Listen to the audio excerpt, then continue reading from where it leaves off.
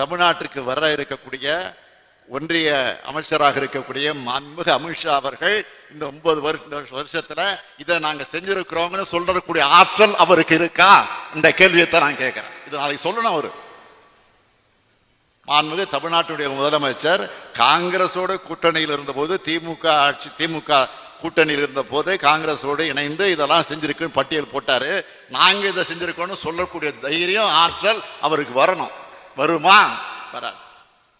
मित्रों, अभी कल राज्य के मुख्यमंत्री स्टालिन जी ने एक सार्वजनिक रूप से मुझे सवाल पूछा कि 9 साल के लिए नरेंद्र मोदी जी ने तमिलनाडु के लिए क्या किया, वो बताइए।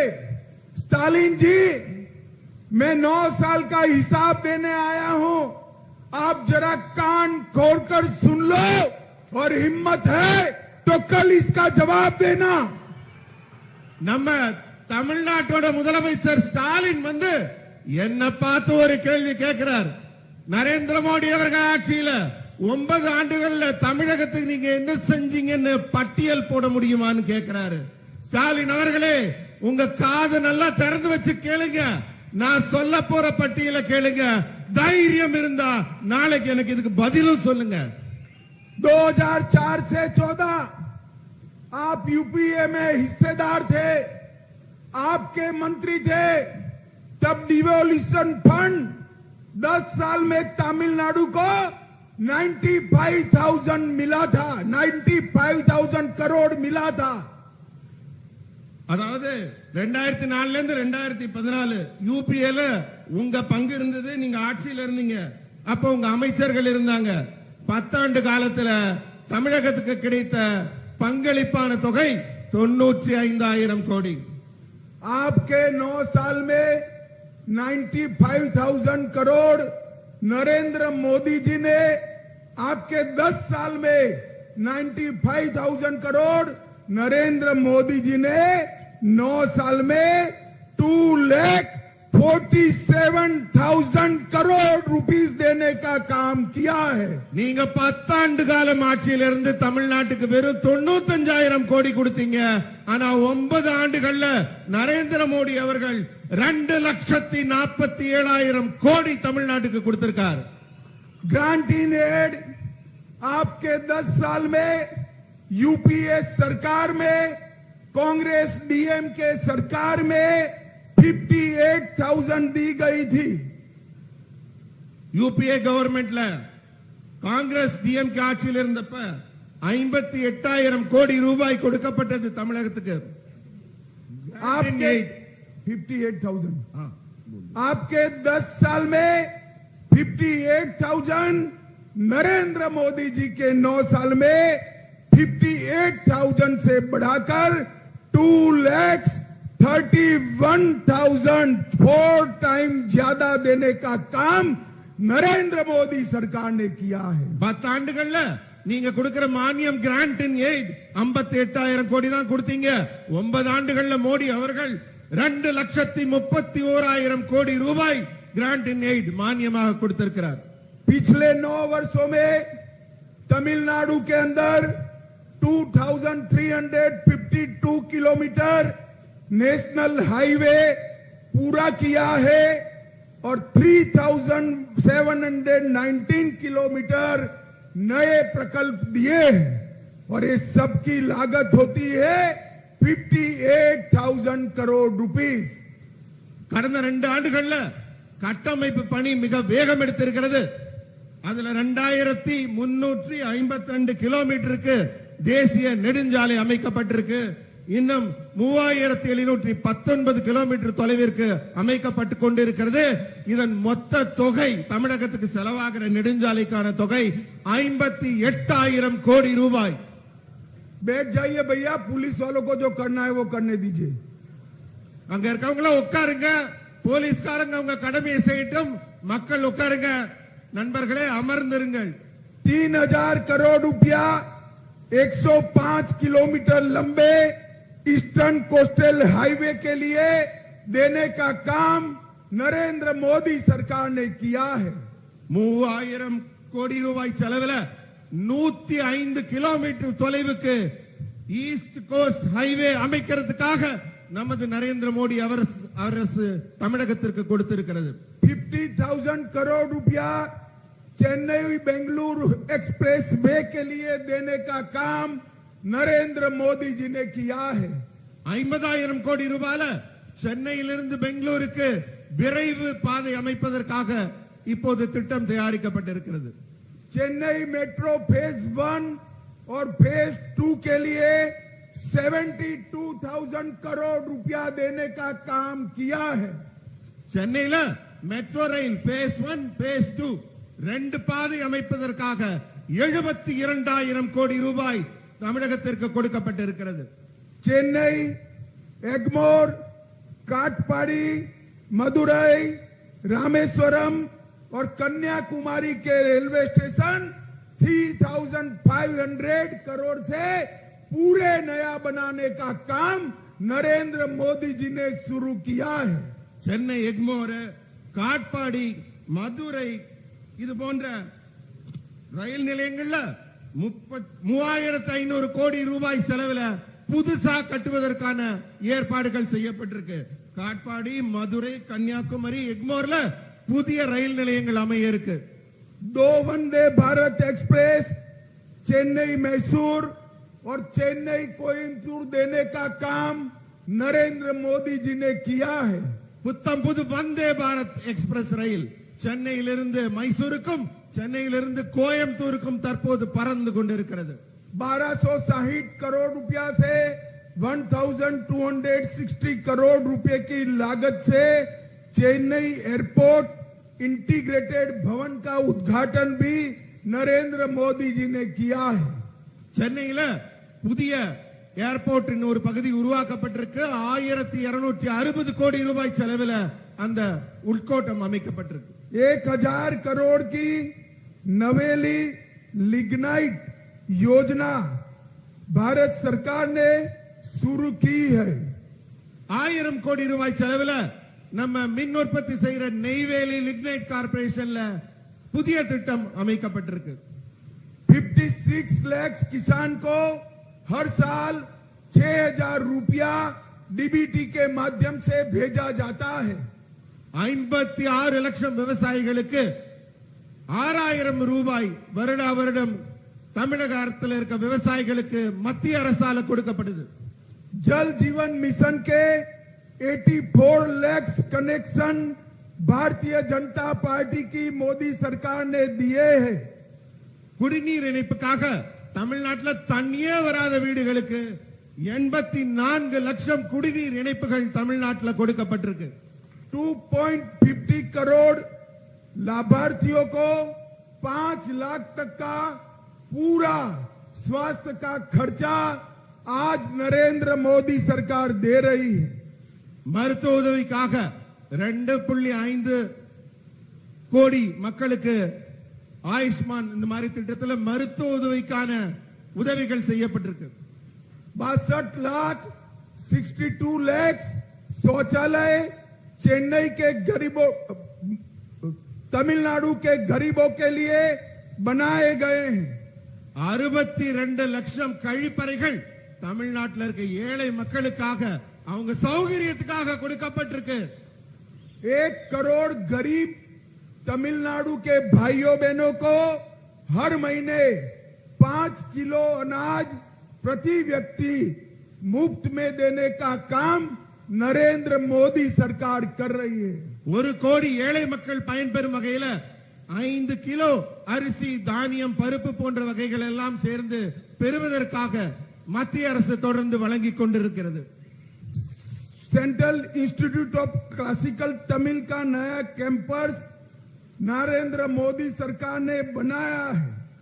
செம்மொழி ஆராய்ச்சி மையத்திற்கான புதிய கட்டிடம் சென்னை தரமணியில் மிக சிறப்பாக சிறந்து தமிழுக்காக தமிழ் மொழி வளர்ச்சிக்காக ஆராய்ச்சி செய்து கொண்டிருக்கிறது. मित्रों अभी कल मैंने देखा उन्होंने कहा कि मदुरै का एम्स अब तक क्यों नहीं बना है. मित्रों मैं आज कहने आया हूं कि 18 साल तक ये डीएमके केंद्र के सत्ता में रही। मैं आज उनको पूछने आया हूं कि आपने क्यों एम्स तमिलनाडु को नहीं दिया, इसका जवाब तमिलनाडु की जनता को आपको देना चाहिए। எனக்கு ஒரு கேள்வி கேட்டிருக்காங்க, மதுரையில எய்ம்ஸ் இன்னும் ஏன் திறக்கலன்னு. ஆனால் நான் இந்த கேள்வியை அதிமுகவினருக்கு கேட்க விரும்புகிறேன். ஏன்னா அவங்க முன்னர் ஆட்சியில் இருந்தபோது எய்ம்ஸ் ஏன் திறக்கப்படவில்லை என்ற கேள்விக்கான பதிலை அவர்கள்தான் சொல்ல வேண்டும். और एम्स का कॉलेज इसके 2 बैच टेम्पररी कैंपस में शुरू हो गए हैं।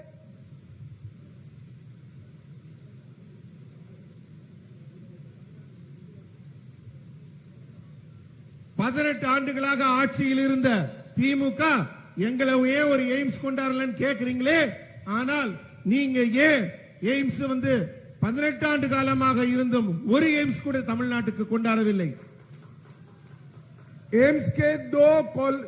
एम्स की मेडिकल कॉलेज के 2 कैंपस टेम्पररी कैंपस में चालू हो गए हैं और एम्स का निर्माण भी फेज मार्क में चालू कर दिया जाएगा।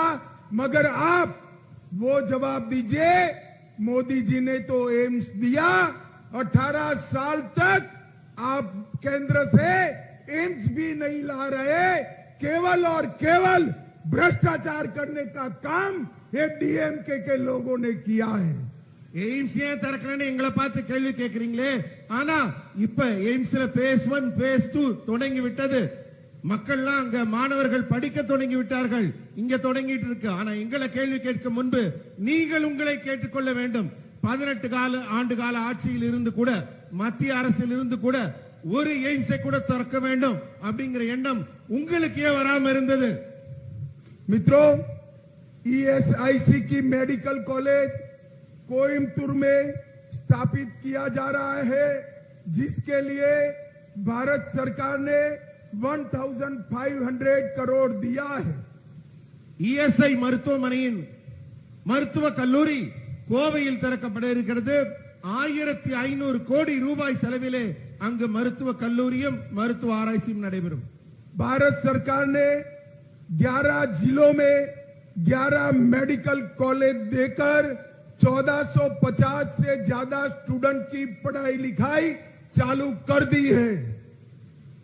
11 மாவட்டங்கள்ல 11 புதிய மருத்துவ கல்லூரிகள் தொடங்கி அங்கெல்லாம் இப்போது மாணவர்கள் படிக்க தொடங்கி விட்டார்கள். மருத்துவ கல்வி உதவியும் மருத்துவ உதவியும் மக்களுக்கு வழங்கப்பட்டு கொண்டிருக்கிறது. पूरे देश में 2 डिफेंस कॉरिडोर बनने थे, उसमें से एक डिफेंस कॉरिडोर अपने तमिलनाडु को देकर ढेर सारा इन्वेस्टमेंट लाने का काम नरेंद्र मोदी जी ने किया है। மொத்த இந்தியால பாதுகாப்பு சாளரம் டிஃபென்ஸ் காரிடோர் 2 இடத்துல தொடக்க இருந்தாங்க. அதுல ஒரு வாய்ப்பை நமது மோடி அரசு தமிழகத்திற்கு வழங்கி இப்போது இங்கு தொழிலும் வாய்ப்பும் அதிகரிக்கிறதுக்கான ஒரு மிகப்பெரிய ஒரு உற்சாகத்தை கொடுத்திருக்கிறாங்க. தமிழ்நாட்டுக்கு டிஃபென்ஸ் காரிடோர் கிடைச்சிருக்கு. मित्रों, ये कांग्रेस और डीएमके दोनों 2G, 3G, 4G पार्टी है।